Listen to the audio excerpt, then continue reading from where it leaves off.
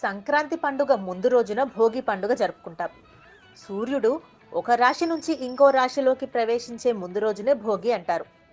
పంట మంచి దిగుబడి సాధించిన రైతుల ఇళ్లలో ధన ధాన్య లక్ష్ములు కొలువై ఉంటారు గనక వారు ఈ పండుగను ఎంతో ఉత్సాహంగా జరుపుకుంటారు. 3 రోజుల పాటు జరిగే ఈ పండుగను భోగి, సంక్రాంతి, కనుమ పేర్లతో వైభవంగా నిర్వహిస్తారు. భోగి రోజున తెల్లవారక ముందే గ్రామంలోని 4 వీధుల కూడలిలో భోగి మంటలు వెలిగిస్తారు.